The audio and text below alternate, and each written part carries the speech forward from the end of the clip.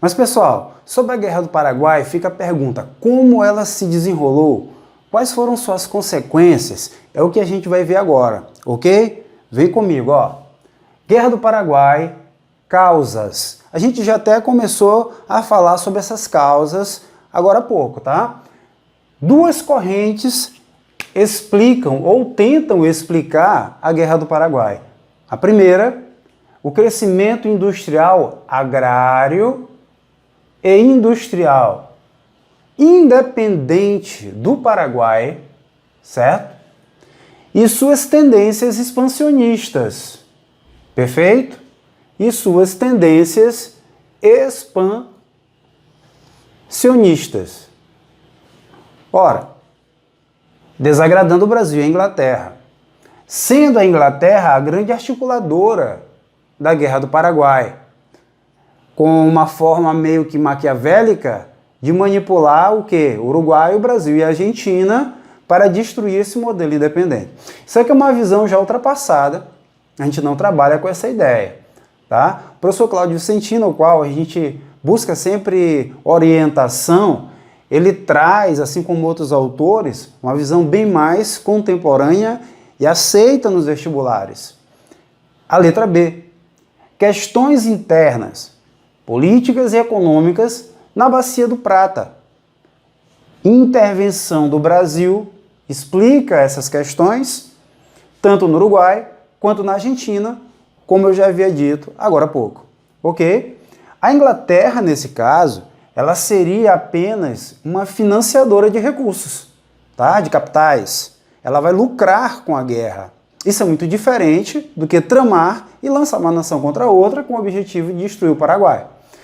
Alguns consideram até mito essa industrialização e esse desenvolvimento agrário autônomo do Paraguai.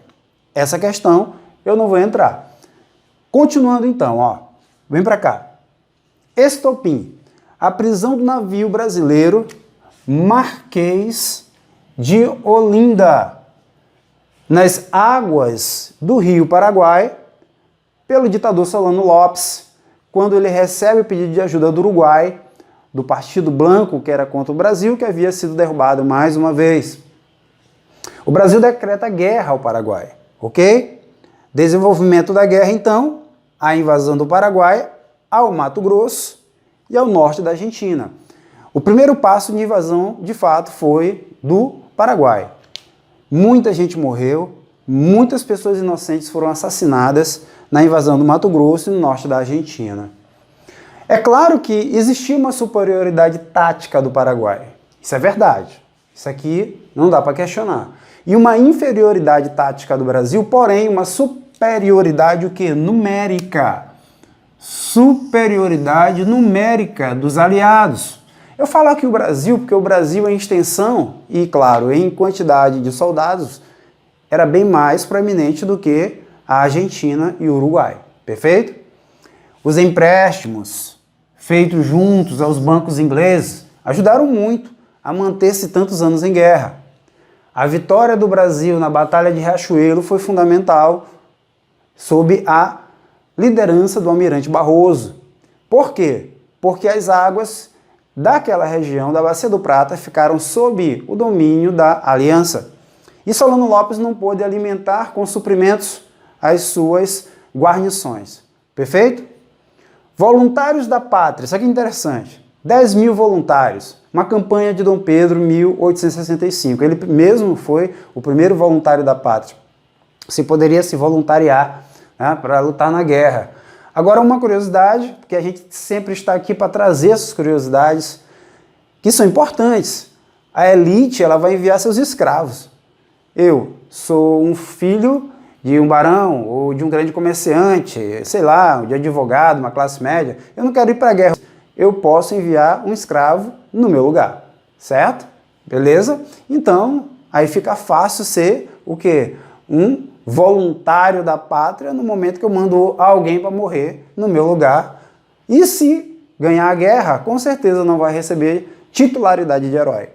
Mais uma coisa, em 66 os escravos vão ser chamados a lutar com a promessa de liberdade, ok? Muitos escravos vão com a promessa de liberdade.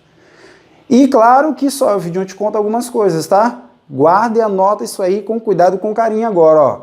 Muitos soldados foram recrutados à força, entre os homens pobres, certo? Quer seja mestiços, brancos, certo? Ou libertos. Participaram também mulheres, claro que sim, ex-escravos, como eu acabei de dizer, libertos, e os índios. Isso aqui não aparece na história nacional. Isso aqui é pesquisa recente. Os índios foram considerados bravos auxiliares pelas autoridades que estavam dentro do comando de guerra. Eles entravam nas matas para poder atacar ou para poder supervisionar, investigar onde estavam os soldados paraguaios e conheciam as matas como ninguém. Cuidado, aqui fica uma questão que pode ser cobrada. Os nativos estavam na guerra por uma questão nacionalista? Só que não. Eles estavam na guerra para defender o seu território e viam no exército brasileiro o inimigo do seu inimigo. Entenderam? Cuidado, anota aí, carta na manga, dica do professor Virjon, história em cena, ok? Como a guerra finaliza, pessoal? A tomada da fortaleza de Humaitá, em 68, foi fundamental.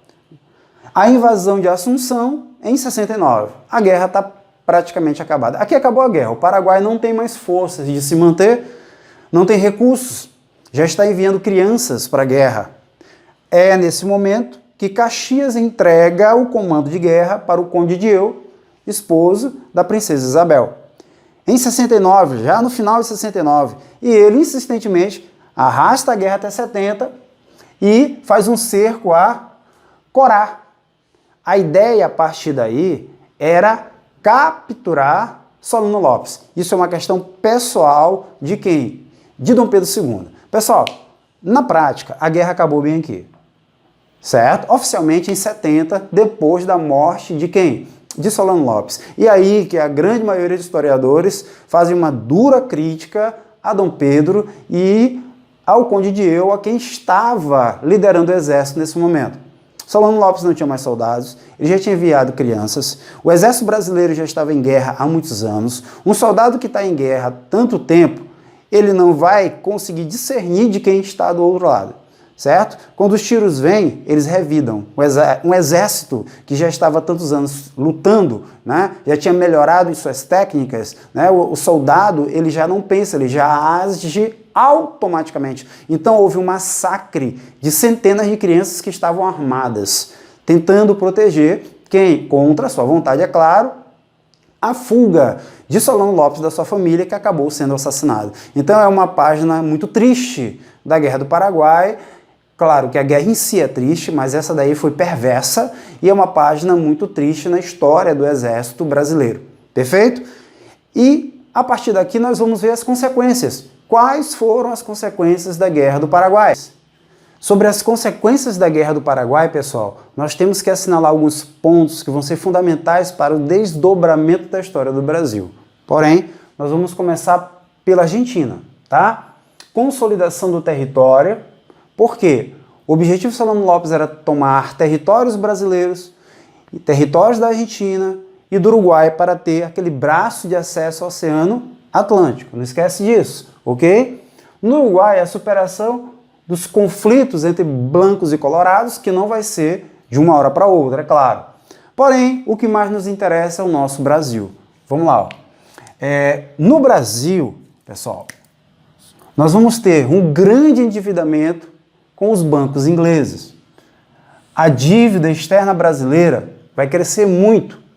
Morte de mais ou menos 40 mil brasileiros, onde a maioria eram negros e mestiços, ok?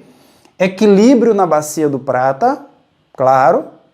Fortalecimento e institucionalização, isso aqui é o mais importante. Fortalecimento e institucionalização do Exército Brasileiro. Por que isso aqui é o mais importante? Porque a decadência da monarquia ela está ligada ao fortalecimento do exército e ao fortalecimento do republicanismo e do abolicionismo, que é o que a gente vai conversar agora. Uma dica: segundo fontes, o Paraguai, pessoal, ele chegou a perder 90%, alguns autores citam até mais, da sua população economicamente ativa. Talvez por isso até hoje o Paraguai não consiga ter se reerguido enquanto nação economicamente falando. Perfeito? Ok? Agora a gente vai partir para o fim do segundo reinado, verificando o que? A decadência desse segundo reinado, tendo por base também as consequências da Guerra do Paraguai.